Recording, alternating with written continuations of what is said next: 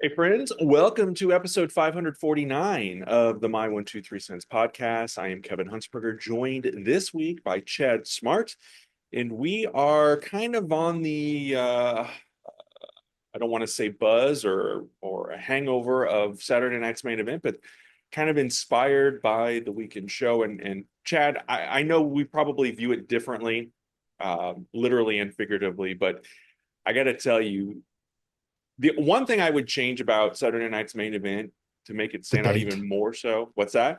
the day. The day, yeah, run it on Tuesdays. Um, I don't, I'm not a fan of how they started off, how they start off Raw, and I don't have cable, so I don't watch SmackDown. I don't know if they do the little walking voiceover thing on all the shows now. I would go back to like we talked about before when they debuted or re-debuted in January and do Mhm. or in December, I guess, of last year and do the open like they used to with the quick little promos and the funny graphics behind them Mhm. to really knock us over the head with the nostalgia. But what do you think? Oh, I'm with you. And that's something I don't understand why they don't do that. Because to me, the whole point of bringing back Saturday night's main event and using the theme song and the old clips in the intro is for the nostalgia. And they even talk about how Yeah, they bring the modern product and infuse it with the nostalgia. yeah, And so it's like those promos were what gave Saturday night's main event their own little, uniqueness. And also you make a logo for a wrestler, slap it on a green screen behind them, merchandise, you can sell that on a t-shirt yeah. or a koozie or neck tattoos, whatever you want. I also am not a fan of starting with Joe Testatori. Am I saying Mhm. his last name right? And Jesse Ventura talking about the show either. Like that just to me eats into time that has already been eaten up by the 2,700 commercials that are going to show up during the show. That would be, yeah, if I had another complaint, it would definitely be the number of commercials, which I guess you don't get to set all kinds of records if you don't have all kinds of Mhm. commercials to pay for that. That's why I'm glad I watched it on Peacock afterwards. Hour and a half done. Actually, quicker than that because there were a few promo, WWE Shop Zone and Yeah. SummerSlam promos that you could fast forward through. Do you like the concept of it being on in prime time and basically simulcast with Peacock and NBC, or do you wish that it was, true to its original origin and coming on at here in the Central Time Zone at Mm. 10:30 Central, literally preempting No. Saturday Night Live.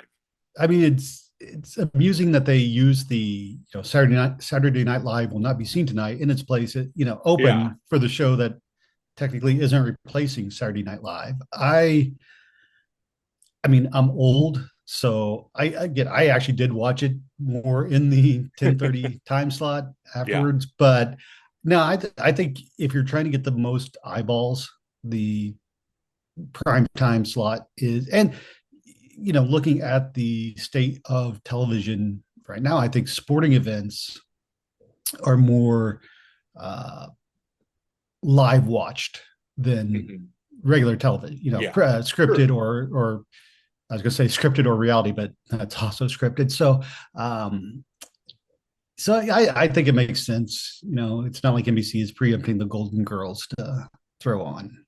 Yeah, and that was my other question for you, and I don't know if you even know the answer, but what is usually on? I mean, I rarely turn the TV on anymore unless it is to stream something. So what is typically on NBC on Saturday nights? Like I what mean, is it preempting? here in the West Coast, when Saturday Night Live actually, when I think they simulcast Saturday Night Live now, which they started doing, I think right after COVID. Oh, okay. Because before it would be, on the normal time, it would just be delayed Hmm. until the normal time. But now they do it live coast to coast, and I think that's because of the popularity of streaming and Hmm. just the digital platform. Like if you don't stream it live, someone's going to record it and put it up online anyway, so people are going to watch it there. Yeah. So I Yeah. think they would show like an old episode of Saturday Night Live and then the new Okay. episode. Gotcha. But again, yeah, I Um, don't watch. I don't watch regular television enough to know what is on, which is why I got surprised here in the last month with all the finales. And like Hmm. I watched one and like, oh, that was a two-part episode, but I only saw the last one because I didn't realize it was a two-parter. Yeah, because I don't watch commercials and they don't promote this online as much. So How do you feel like, I feel like obviously the Monday Night War era yeah. changed television or wrestling on TV, where we don't, unless they're really trying to establish a monster heel type character, we don't really get the squash matches anymore. And, in the Unless you old watch days, Collision. what's that? So unless you watch AEW Collision. Yeah, I figured they still do some of the squash stuff, don't they? Yeah. Yes.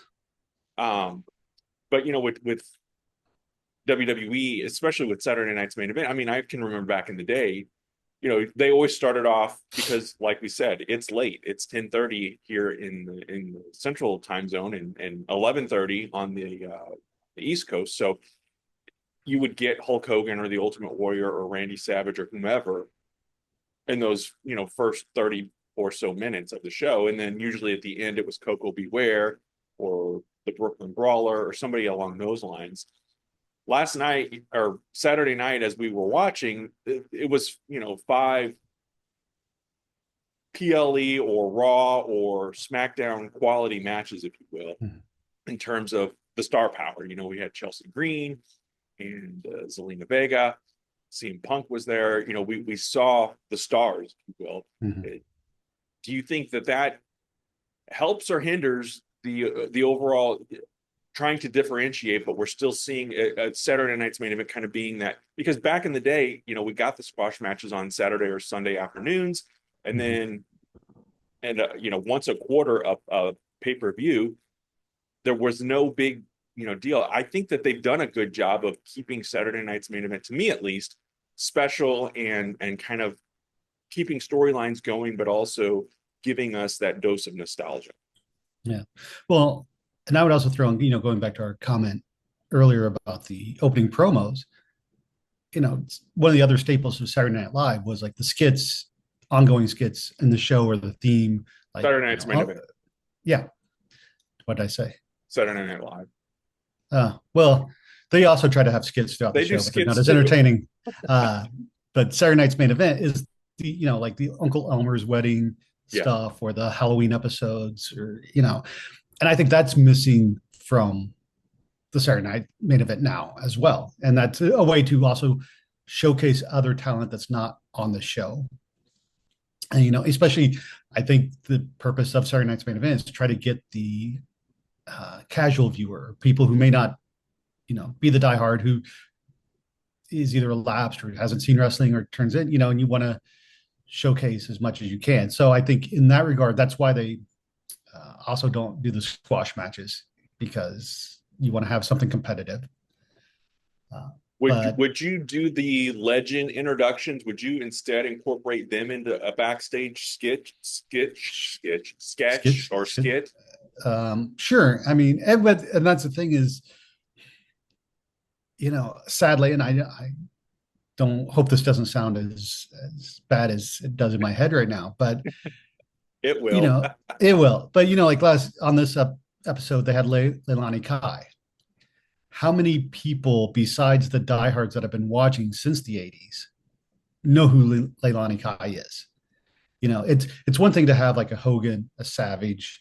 I'm trying to think of people that are still alive and welcomed by the fans to be on the show. But then it's also, these people that haven't been on TV in 30 years. And so, I mean, again, I don't want them to erase those people. Obviously Leilani Kai has important history with WWE, but is somebody going to tune in and be like, oh, Leilani Kai, I'm going to go back and watch her match. Right.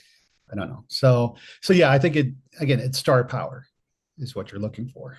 It's star power. I agree, and I not that I feel the need to defend Leilani Mhm. Kai, but No. I know that she's active on social media and has been doing a lot on the convention circuit, if you will, Mm. the WrestleCon circuits and whatnot. So I think part of it is just, yeah, given some of these past stars, and I noticed they introduced her. Obviously, she's not in the Hall of Fame. Tatanka was there this past weekend too. He's not in the Hall of Fame, so I I wonder if they, like you said, are they running low on, because we had Ted DiBiase and Greg Valentine and Mhm. Sergeant Slaughter, Tito Santana, all those guys. So that I like that they bring back some of that quick little hint of nostalgia. Yeah.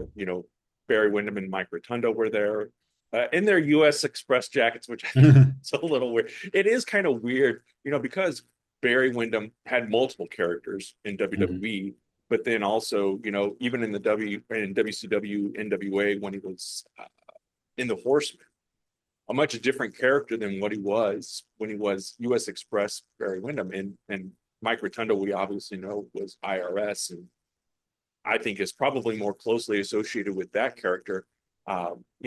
If you look at Wyndham and Rotundo as a tag team, they were only together maybe 2 years, if 2 years. even, in the WWF. But yet, that was Mhm. kind of the route they went. Instead of having Rotundo there dressed as IRS and Barry Windham maybe just not as Blackjack Wyndham, but just Right. doing the Barry Windham gimmick. So I thought that was interesting that Yeah. they were still kind of toting that U.S. Express line, if you will. Well, maybe they have new action figures coming out. They want to promote them. So, Mm, good point. Good point. One other thing I did notice, and I don't know, I guess I don't pay enough attention to Raw, and help me here. The ring, it just had the Saturday Night's Main Event logo.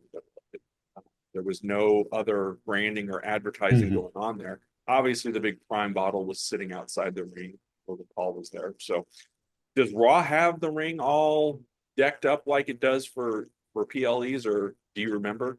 I think so. But it's one of those things that I know online gets a lot of comments Mhm. and hates on. And it's one of those things that I don't pay attention to because I'm like, Yeah, it's a ring. I'm more focused on what's going on the ring than what's actually on the ring.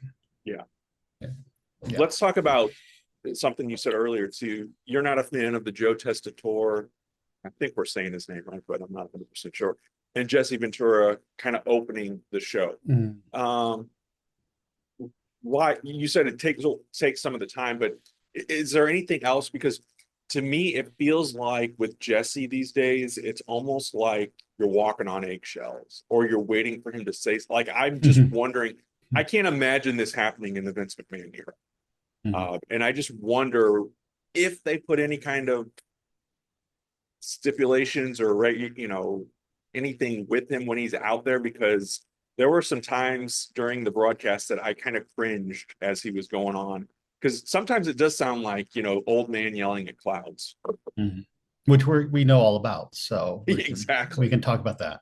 I think you mentioned how they do the opening with everyone walking in and kind of going up like, oh, here's Jey Uso, he's walking in, he's going to face Logan Paul. Here's Logan Paul, he's going to, and so I think when you go to Joe and Jesse, it's kind of just a rehash of what you've already said in the Oh, opening. yeah. So it's like, and I'm trying to remember back to the original Saturday Night's Main Event because I believe they would start with Jesse and Vince talking, in front of the green screen, which took me way too long to realize they weren't actually in the arena. Um, but yeah, it's just, and I think part of it is Jesse himself, and I don't know how much he watches the current product to know what's going on, and um, yeah, he's just I don't know. There's just something about him now, and I don't know if it's the old man aspect or the hasn't been involved with wrestling in the last 30 years and he's trying to be what he was, but wrestling has moved on. And so now he just seems out of place. Um, because, later on in the show, when they brought him out to do commentary during the steel cage match, I actually hit the mute button and was watching the YouTube video during the match because I didn't want to listen to Jesse because it was just that old man. It just took, I mean, I'm not a fan of WWE commentary to begin with, and Jesse just pushed me over the top of not wanting to hear it.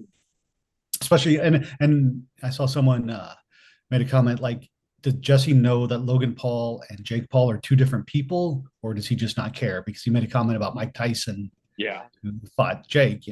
yeah, yeah.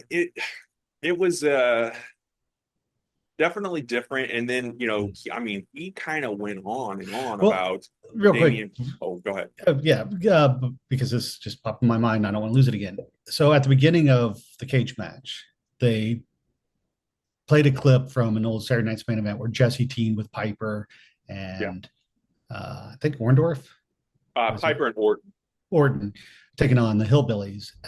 One, I didn't remember that match, but then Jesse started going off on Pat McAfee because he's like, I'm the only person that's gone from commentary and came back, and I'm like, what are you complaining about? Like, it didn't, because the way he said it, and again, I don't remember the show, so I don't know if Jesse like started on commentary, then they did the match, and then he came back and did commentary. They would do the commentary Yeah, post show and wrap around yeah, because it isn't like McAfee got up like they did at the Royal Rumble a few years ago, where all the announcers got in and then came back. Which yeah. again, he didn't bring that up, and that was, I guess, another instance of commentators going to wrestling coming back. But yeah, his whole going off on McAfee for wrestling and then commentating, just again, it's like one of those things where it's like, is he just being an old man going off on a tangent? Yeah, I thought that was kind of weird too. And I remember that match, Mhm. but I don't remember the particulars of. I almost feel like Maybe I'll Bobby have to go back Heenan. and look at that show. I think Bobby Heenan may have made his Saturday Night's Main Event debut on commentary for that Mm-hmm. show, or at least when Jesse was wrestling. I don't remember, like I said, all the specifics of it, but I thought that was a little weird too. And then, Yeah. he made a comment right after Michael Cole talked about Hogan and Boss Man and Hogan and Orndorff, Mm-hmm. probably maybe the only two other steel cage matches on Saturday Night's Main Event, Yeah. but definitely the two of the most famous cage matches in WWE history. And that's kind of what we're going to talk more about is cage matches here in general, kind of tying off of what Jesse said. But Cole talks about those, and then Jesse said something about back in the '80s, this wouldn't have happened. NBC wouldn't have allowed these two in a cage. And I Mm-hmm. thought that's kind of weird because Michael Cole literally just talked about the two other cage matches. But then I saw some people online defending it. Maybe this does make sense. They interpreted what Jesse said as the feud between Damien Priest and Drew McIntyre is so violent that it wouldn't have been allowed on TV back in the 80s. I don't know. It was kind of weird. And Mm-hmm. Cole just kind of left it alone and didn't say, well, hey, I just said all of this. So Yeah. I don't Well, know if you had muted it by the. no, I heard that, but I took it more as in prime time. It would have been allowed in prime Mm, time. Maybe at late night it would okay. have been okay. And I'll talk more about Hogan cage matches when we get into the topic. But I think there's a difference between the match last night and the other matches. By the way, just jumping ahead, I really wish they would have tried to recreate the Orndorff Hogan ending for the Damian Priest Drew McIntyre match, but yeah. I think that's going to come. We're going to talk about cage matches in just a minute. Two other things I want to bring up to you. Yeah. I I know you're going to be contrary to this, so that's why we're going to debate it now. I liked the way they were. I didn't expect R-Truth to win, but I liked the whole Ron Cena and kind of playing off of that. Yeah. Um, you know, I guess if there was a squash match last night or Saturday night, Mm. that would have been it. I think most of us didn't expect R-Truth to win, but they gave us some hope throughout the course of the match. But I like how they played it off, and I thought Cody was going to return during the course of that match. I Mm. like the fact that they had Cena and Jey Uso kind of confront each other backstage and then planted seeds for later in the show because I thought there's no way Logan Paul is going to win the championship. But then after that whole little thing, I thought, wow, Mm. now I'm questioning this. This could happen. This could happen. And obviously it didn't. Cody returns, and now we've got set up for Money in the Bank, which is in your hometown next week or in 2 weeks. In 2 weeks. Yeah. I'm sure you'll be there. The tag match with Jay Uso and Cody against John Cena and Logan Paul. So I like how we got there. I don't necessarily, I'm not, I'm indifferent, I guess, about the match, but do you think this is going to eventually lead to John Cena's face turn, or is he going to end this year on Saturday night's main event in December, allegedly, with the belt and walk away as the bad guy still? I mean, common sense says he has to turn face. You want to send him out on a high note. Mm-hmm. And watching the promo last night, it's not that I felt the promo was bad. I just felt like they skipped steps 1 and 2 and went directly to step 3 and 4. It's like, because Cena's not there on a weekly basis, you don't get a real build up. And Money in the Bank, like you said, is 2 weeks away. And other than, I mean, they haven't even officially announced all the participants for the Money in the Bank, and there's nothing else announced for the show. And I mean, there could be a whole nother topic of ticket prices, which we've talked about before, and not knowing what you're buying when you buy your ticket. But I feel like this was needed because obviously Money in the Bank, the Money in the Bank matches are going to be the selling point, and everything else. It's kind of like the Royal Rumble, where they usually throw a title match to somebody who normally wouldn't receive a title match. Yeah. It just came to me kind of now as a thought, is like, depending on how they lay out the show, because sometimes they do the Money in the Bank last, in which case it takes away the intrigue of a possible cash in. But now you have both champions in a tag match. If you do the men's Money in the Bank match earlier in the night, could we see a cash in? Obviously, I don't think you're going to get a cash in on Cena, but I don't know. We'll see if that works, how that plays out. But I don't know. This whole Cena heel turn, just with each appearance he makes, it gets less and less interesting for me. Instead of trying to sell I'm going to ruin wrestling. We talked about it a few weeks ago, where I'm just not buying into that character. Like, Cena, I don't believe Cena. Right. It's okay. It's just it's not coming across as authentic. I'm wanting to ruin wrestling. I want to kill, and it's like, I still don't know why. And I know he's cut his promo on the fans and has said things that are true with the way the fans reacted, but that went on for 10 years and it never bothered Cena. And now all of a sudden he comes back for his retirement and he's like, okay, now I'm going to be bad guy. And I don't know. I just don't buy it. And the tag match itself doesn't interest me. Cody coming back doesn't interest me to face Cena again, because I'm not a big fan of like the, automatic rematches or lingering. And I think this is a bigger issue with WWE booking, where feuds get drug out for multiple matches, multiple months. Case in point, Damien Priest and Drew McIntyre, where it's just like, okay, give me something new. Don't just keep rehashing the same thing. That's it there. Yeah, it makes sense, and I can see that, and I am curious to see though where they go from here with Cena going into SummerSlam, Survivor Series. We're almost halfway through the year, so and those appearances are dwindling. I don't know where we're at now on the, I think 23 meter, but yeah, it'll be over before you know it. So we'll keep an eye on that and look at potential final opponents and all that as we get closer to the countdown. But I guess one of the rumors I saw was that it was going to be Punk and Cena at Money. Seen that, and I've also seen 6-man with the Usos and Cody versus Cena, Logan Paul, and Rookie of the Year Travis Scott. Well, I'm glad we're not getting that. So. We still got 2 weeks to go. At least not yet. So yeah. So we are going to talk more about cage matches, and ironically enough, this because I wanted to just mention it because it's part of the whole cage match mentality. And as this podcast drops on the 25th of May, um, it is the 7 year, 8 year, 8 years. Uh, no, 7 years. I can't do that. Anyway, 7 years ago, that Stride Pro Wrestling did an all steel cage match show. And I know that, Terrible idea. Terrible idea.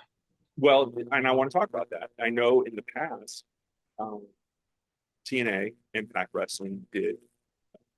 I don't know. Do they still do locked in I don't know if they still do it, but they don't do it all cage matches all anymore. cage matches? Yeah.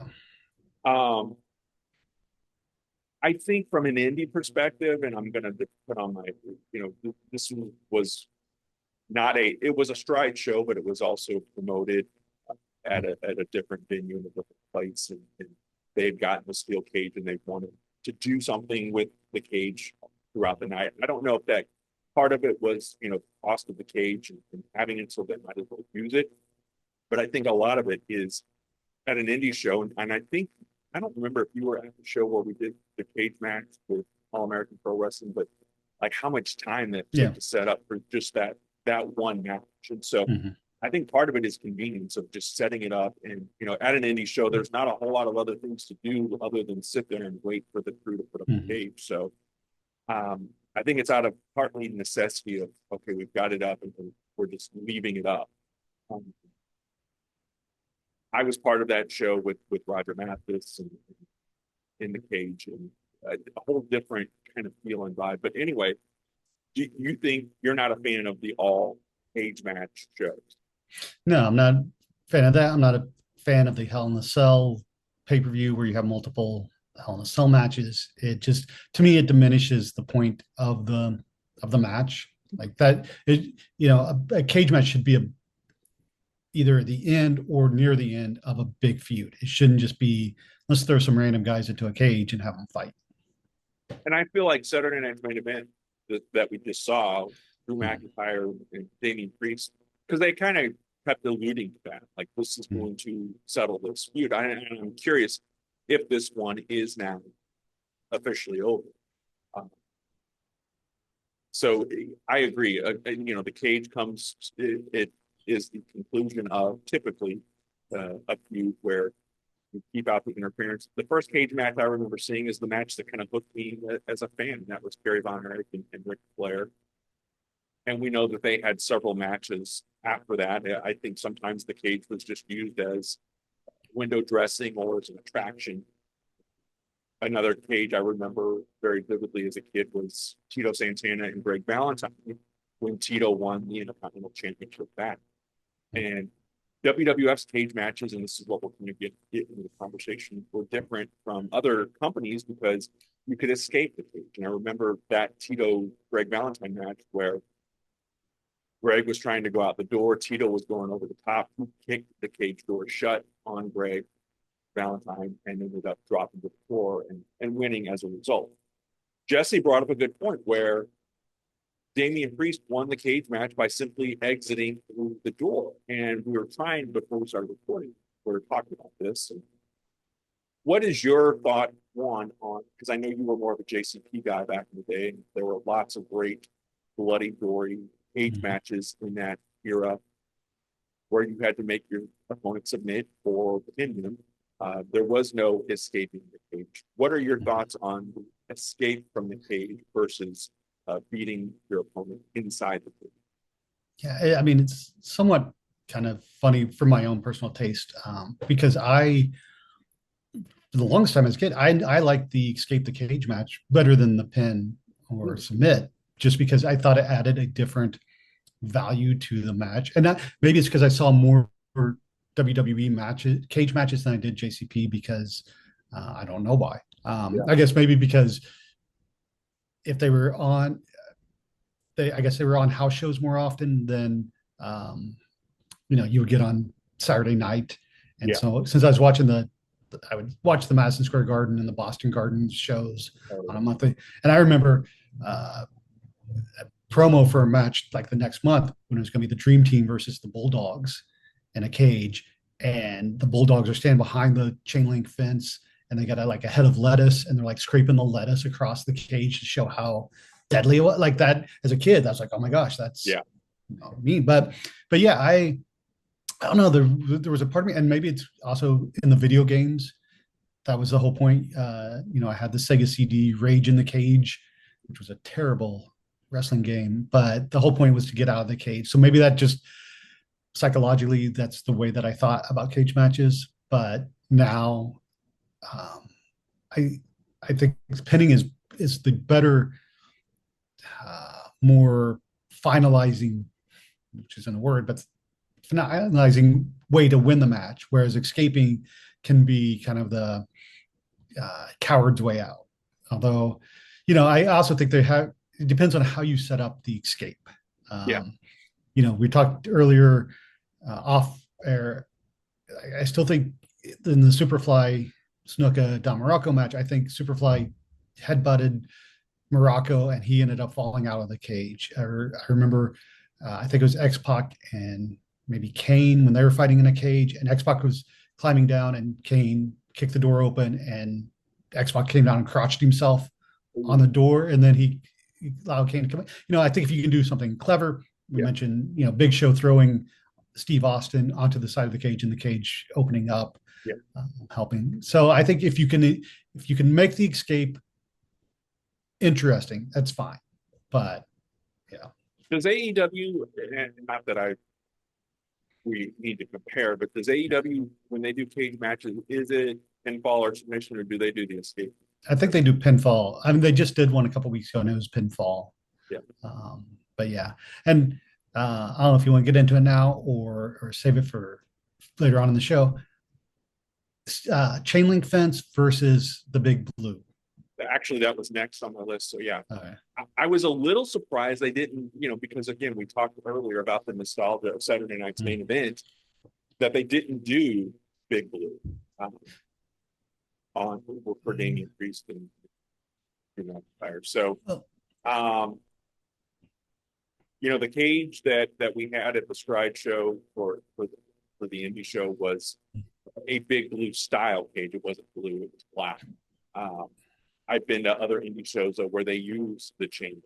I think the chain link fence is more intimidating, but I can tell you from being in there and doing it, the bars to climb on is a hell of a lot easier.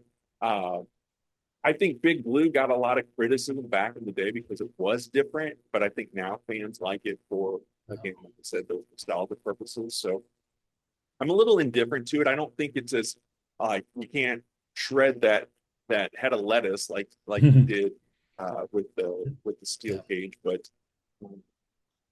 I think it kind of served its purpose in being there as an attraction. You probably can't see it if you're watching. They're behind me though. Inside my display case is Big Blue. So from a toy perspective too, it was a lot easier to use that than laundry basket, which is what I used for steel cage matches before Big Blue. So what about you? I detest Big Blue. To me, I put it in correlation with Hulk Hogan, and I figured the only reason that it was used was so it was easier for Hogan to climb the cage. I couldn't see him climbing a chain link fence, and it just doesn't look. I mean, I get that it doesn't have the give that a chain link fence has, but with the gaps in the between the bars, it just doesn't feel like if you throw someone into it, they're not hitting as much, and so it doesn't have that feel of danger as much as the chain link. So visually, which is again psychological, I'm sure the bars don't feel because they're not made of chocolate, so I'm sure they're not that good. But yeah, it just the Big Blue just seemed like it made it too easy to climb. So. Well, and you mentioned visually. I mean, I wonder if that helps from the audience perspective. His perspective. Can you see better? Mm-hmm. I know a lot of times they'll have a camera person inside the cage, but if you're in the crowd watching, I would imagine, and I'm trying to think back, other than a couple of indie shows, I don't know if we ever saw any chain link versions I mean, obviously, Hell in a Cell back in the day Mhm. had bad blood in St. Louis, and then Hell in a Cell at WrestleMania 31. But I just wonder if it is more visually appealing for the fan and the crowd to see Maybe. into it. Yeah, the But that further is, away you I are, think, what's that? the further away you are, yeah, I'm sure it's easier to I see. I do think you're right though about because I'm trying to remember back if like when Big Blue made its debut, was it a Hulk Hogan cage match? We saw several iconic ones on Saturday Night Fever that featured Hogan and the Escape, the Great Escape with climbing over the top with him and Paul Orndorff, and then years later with the Superflex, Big Boss Man. I'm trying to remember if Hogan climbed out of that one or if he walked through the door to Um, escape. I can't remember, but I'm sure someone will let us know. But so you think the escape is more if it's more cleverly done or there's some thought into it mhm. or going over the top because that was the big thing. Jesse just ranted on Saturday Night's Main Event about how Damien Priest took the easy way out. Said, why didn't the chauffeur, pick him up at the door? Just going on and on. And at that point, it did sound like Old Man Clouds. Um, I didn't think it was that bad, but I do think that for as intense as they tried to sell this feud, it ended rather anticlimactically with, you know, Priest incapacitating Drew and then just closing on the door. Yeah, I mean, I disagree a little bit because I think the fact that he gave Drew the concerto and left Drew laying on the mat, and then he kind of just walked out. But I mean, he paused for a second to look back and then left. I think it was a defining win. Whereas, again, if he had just, you know, fell out of the door, like if Drew had given him the Claymore and knocked him out of the ring, I think that would have been a cheaper victory. Whereas this was, to me, was more definitive because I think they brought the stretcher out to check Yep. on Drew. Yep. But I had another comment I was going to make about Katie. With speaking of escaping though, obviously with the advancement in technology and setups, like you said, at indie shows, you have to take the time to set the cage up piece by piece. Now the major shows have it already constructed, hanging from the ceiling, and it comes down. And so there's a wider platform around the top of the cage. Obviously, people do more moves from the top of the cage now, these days.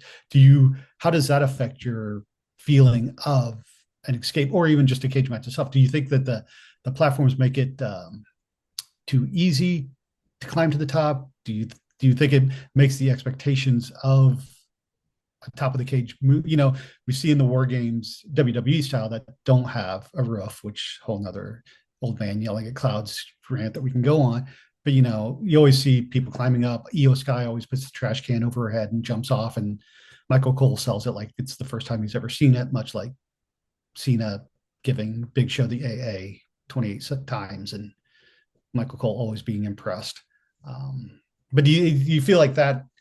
Uh, does that cheapen a cage match? Um, I do have another point about Drew and Damien. Okay, I'll yeah. talk about that in a minute, but no, I don't think it cheapens it because I do think there's a certain sector of the audience that, it comes to expect this and we want to see, I think Mick Foley and The Undertaker set the bar way too high in the second Hell in a Cell. No one has ever been able to exceed that, in my opinion, as far as the shock value. Mhm. And so I think that fans just become almost to the point where they immune to the violence and the brutality. We talked about Sabu last week with his Mhm. last match and the barbed wire and all of that. Um, you know, you see fans complain when they're like, "Oh, clearly he landed on a crash pad when he fell through," and it's like, well, no crap. Do you want these guys to really legitimately get hurt or put their lives or their livelihoods in danger? I mean, Mhm. so no, I don't mind it being there. Again, though, I get kind of crazy. I'm to the point now where if it goes where you see somebody climb to the top, where you see where it's headed. And Mm. I worry more nowadays than I did before about that margin of error where if they're just a little bit off, someone's going to get hurt. And I don't want to see that happen. I have a friend who sends me, you don't do it very much, but I have another friend who, and I'm not going to say who it is, but he'll send me clips all the time of people like getting hurt in the ring, almost like that Sid-esque No. leg break. I don't even like when I see it and Mm. I'm like, okay, I know what's going to happen. I'm not going to watch it. Yeah. I just don't want to see it. I don't like it at all. So, Yeah. I just send you um, the ones that have stupid people doing stupid stuff in their ring. yeah, but yeah, I think that, giving them a little extra safety at the top, Mm. it doesn't bother me because again, I don't expect, who was it? Elix Skipper that scaled the cage in TNA Yeah. back in the day and did Yeah. the kind of Ran. Hurricane off the Yeah. top or whatever it was. I mean, kudos to those guys, but man, one wrong. I mean, Things. I posted a video on Instagram the other Mm. day. I tripped over the little 3 foot tall, or probably not even 3 foot tall little gate I have outside in my backyard. Uh, it was on surveillance video. And so I can't imagine getting up and doing something like that 20, 15, 20 feet, probably grill them, I'm assuming that, but that high up in the arena, so yeah, give them a little extra safety. I'm fine with that because they are literally working without a man. So I don't have a problem. Yeah, I don't. I was just making conversation, but But back to Drew and Damien, and yeah. you talk about the way Damien walked out. I think that would have worked for me more if Drew, or I'm sorry, if Damien had been more of the. Uh, I feel like we could do another match because Drew had won so many times before. You know what I mean? Mm. Like I Mm. feel like there was not a, it wasn't a, in my opinion at least, I didn't feel like it was a seesaw back and forth. I guess Damien did get the upper hand, beating him at WrestleMania last year with the Money in the Mm. Bank cash in, and then Drew got his comeuppance at this year's WrestleMania. But I don't know. To me, it felt like Damian Priest felt lesser than this, but maybe I'm wrong. Maybe I'm looking at this from a different set of eyes. Yeah, I mean, again, I didn't fully pay attention to the cage match, so Uh, I can't. I don't really have an informed opinion of how dominant the victory was. If it made, I just remember the ending with Drew being laid out. Um, I, we've talked about it before. I'm still not fully sold on Damien Priest. I mean, I think I'm more sold on him now than when he became champion. yeah, Like I think they've done decent, but he still doesn't. I'm still not excited when I see Damian Priest announced for a match. So, whereas Drew McIntyre, I am. So maybe it's just the fan of me being disappointed that Damien won. Um, that's but fair. I yeah, can see that. I agree. yeah, But obviously that was kind of that old school cage match that we saw. There were no extra stipulations. There were no chair. Well, I guess at the end we saw the chairs, but yeah. we didn't have uh, Hell in a Cell style, or there was not any. It was a basic cage match, which I thought served its purpose and worked Mm-hmm. for what it was. And again, I don't think as fans we need. I think there was an era there where it did feel like the previous match, previous cage match, previous ladder match, previous insert whatever stipulation match had to Mm-hmm. eclipse the first one, or The and previous. I feel better as a fan knowing that they don't have to go out there and steal the show every time. They should obviously want to go out there and perform well, but if they tell a good story.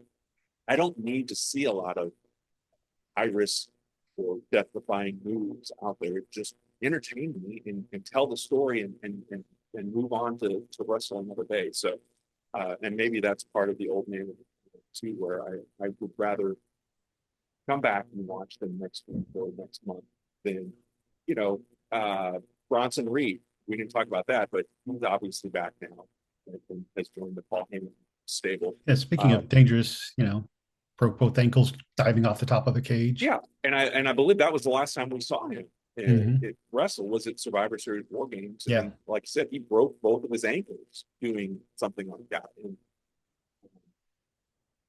again, it wasn't necessary, and I'm sure he went into that move knowing there's a potential for injury here, and whether he knew he was going to be out for 6 months, I don't know, but uh, sometimes I feel like you've got to weigh that reward risk ratio.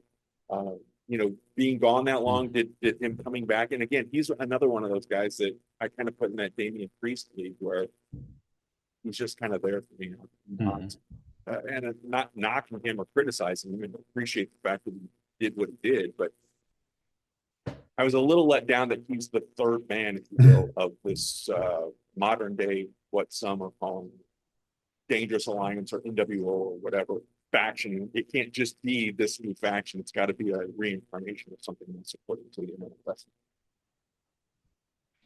Yeah, I am not a Bronson Reed fan yet.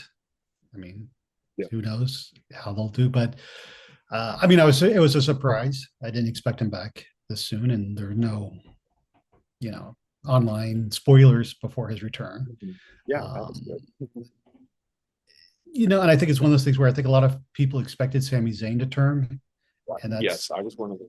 Yeah, and I think this is a better, instead of getting yourself set up for disappointment, like this was a better surprise in that regard, where the quote unquote obvious didn't happen. Right.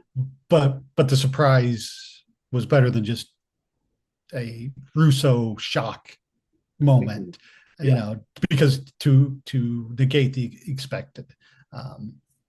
But yeah, we'll see how he's used, what they do going forward. I mean, really, out of that group, Braun Breaker is the only one that I'm really interested to see in the ring. I think Seth is. Because he's still playing the Seth character that he was previous to joining Paul. Like, there's been no change, and I wasn't a fan of that Seth Rollins character either. So yeah, I don't know. It was a nice surprise. We'll see where it goes, and I mean, I think eventually, would you say Seth will be the one to dethrone Jey Uso? Oh wow! To give the group a little bit of credibility, or that's a good point. I didn't even think about that. I hadn't thought that far ahead, but obviously, yeah, he's kind of the Ric Flair of the group, if you will. I mean, here I am comparing them to the Four Horsemen. So, I don't know. I didn't really think about the end of Jey Uso's run. So I actually thought for a second there they were going to go with a Cena Uso unification match, but I'm like, God, don't do that, because they just reestablished, or I guess a year or two ago, reestablished that belt. So, yeah. Anyway, just create a new title, and I mean, I don't know. I think Cena should collect all the titles, including the women's. Yes, have them come out there and AA's and Vega. Yeah. All the other women's champions, Tiffany Kine. But yeah, it's an interesting time in wrestling, as always, and we'll continue to watch and offer some thoughts. Anything else you want to add before we wrap up this week's episode? Let me think. I don't know. We got as we record this, we have Double or Nothing tonight, so that should be a good show. Oh, well, I guess tying into AEW and WWE, they announced the next Saturday night's main event, which will be the same night as AEW's All In. Again, I think we talked about last time I was on the show. Is this pettiness from WWE? Is it just coincidental booking? That because the rumor was they were going to do the next Evolution. I think it's the all women's, but it's going to be Saturday night's main event and then Evolution pay-per-view or PLE on the Sunday night. So do you think because Saturday night's main event is on broadcast television that they decided to put that up against All In as a way to Well, potentially steal viewers? I thought All In moved to the afternoon. Is it? I don't know. That's what Conrad said. So, Okay, I don't but know. I don't know. I'm not That could be. sure. Yeah, I mean that might be. I that sounds plausible, but again, I'm sure there'll be a little bit of overlap since AEW pay per views are like 12 hours long. Yeah, So yeah. I don't know. There's you know hmm. 51 other Saturdays they could have done it. So I get it. I could see where there's some pettiness. I don't get it. I get that people see that. I don't get why it exists, but Well, and I guess and this isn't really petty, but the big news this that broke this week as we record WrestleMania not in New Orleans, possibly coming back to Vegas. Rumors of Vegas becoming a regular spot for WrestleMania because that's where TKO is based out of. Your thoughts? Are you do you think back in the day, WCW always ran Starcade. They ran Starcade from the same place for like 3-4 years, and they would run Halloween Havoc at the MGM Grand in Vegas. And to me, that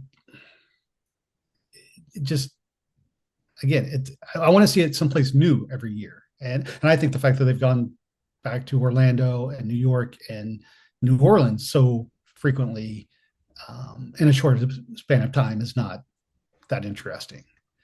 I'd be But curious to see the number of people who go multiple times. mm, Um, because I would say probably in the last 20 years, they've moved it to where it's more destination bound places mm, where people want to maybe go on vacation or whatnot. And I can see where Vegas would be appealing to an extent, but I do think that I don't necessarily like the idea of Mania being that kind of residency mm. style event.